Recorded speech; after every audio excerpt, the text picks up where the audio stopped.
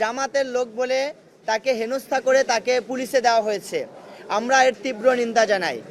আমরা বিশ্ববিদ্যালয় প্রশাসন এবং রাষ্ট্রের কাছে আপনাদের মাধ্যমে স্পষ্ট বার্তা দিতে চাই, আগামী 24 ঘন্টার ভিতরে মাহিমাকে হেনস্থা করার পিছনে যারা জড়িত ছিল তাদেরকে গ্রেপ্তার করতে হবে।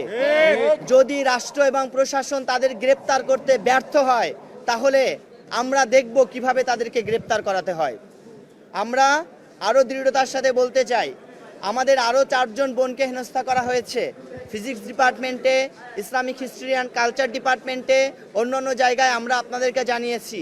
এই 4 জন বোনকেই হেনস্থা করার পেছনে যারা জড়িত এবং যারা এই কাজগুলো করেছে তাদের যথাযথ বিচারের আওতায় নিয়ে আসতে হবে। তারপরে আমাদের দ্বিতীয় দাবি হলো, আমাদের নির্বাচন সম্পন্ন হয়েছে, আমাদের ভোট গ্রহণ শুরু হবে।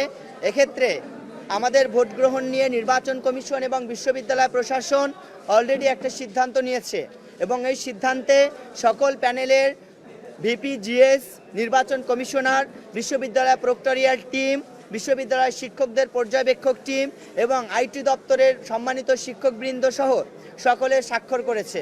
সুতরাং যে সিদ্ধান্ত হয়েছে এই সিদ্ধান্তের উপরে অটল থেকেই নির্বাচনের ভোট গণনা করতে হবে।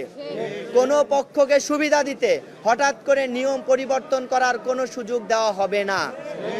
তার পরবর্তীতে আমাদের বিষয় হলো, আমরা দেখেছি যে রাস্তায় জগন্নাথ ইউনিভার্সিটি হলো এমন একটা ইউনিভার্সিটি যেটাকে আপনি ঢাকা ইউনিভার্সিটি বা জাহাঙ্গীরনগরের কথা চিন্তা করেন, চাইলেই লোকালয় থেকে বিশ্ববিদ্যালয় ক্যাম্পাসকে আলাদা করা যায়, কিন্তু জগন্নাথ বিশ্ববিদ্যালয় লোকালয়ে জনমানুষের জনবসতির ভিতরে গড়ে ওঠা একটা ক্যাম্পাস। এটাকে চাইলেই জনমানুষের থেকে আলাদা করার কোনো সুযোগ নেই।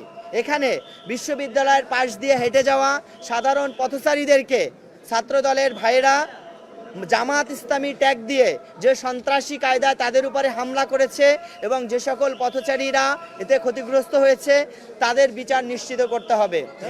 যেহেতু জগন্নাথ বিশ্ববিদ্যালয়ের সকল ছাত্র এই এলাকায় থাকে, যেহেতু আমরা সবাই মেসে থাকি, এই এলাকাবাসীর নিকটেই আমরা তাদের সাথেই আমাদের সকাল দুপুর ওঠা বসা। সুতরাং এই এলাকার যে মানুষদেরকে উপরে সন্ত্রাসী হামলা করা হয়েছে আমরা এর যথাযথ বিচার দাবি করছি। সম্মানিত সাংবাদিক ভাইরা, আমরা একেবারে শেষ পর্যায়ে চলে আসছি। আমাদের একটাই দাবি, আমরা আগের সংবাদ সম্মেলনে বলেছি যে যেহেতু নির্বাচনের ভোট গ্রহণের শুরু থেকেই একটা মব সৃষ্টি করা হয়েছে এবং বাধা সৃষ্টি করার প্রচেষ্টা হয়েছে, সুতরাং ভোট গণনা করা এবং ফলাফল ঘোষণা পর্যন্ত আমরা রাষ্ট্রের সহযোগিতা কামনা করছি। আমি আবারও বলছি, ভোট গণনা করা এবং ফলাফল ঘোষণা না করা পর্যন্ত আমরা আপনাদের মাধ্যমে আমরা রাষ্ট্রের সহযোগিতা কামনা করছি। আমরা চাই রাষ্ট্র এবং বিশ্ববিদ্যালয় প্রশাসনের সহযোগিতায় আমাদের শিক্ষার্থীরা ব্যালট পেপারে যে রায় দিয়েছে তাই ফলাফল হিসেবে ঘোষণা করা হোক।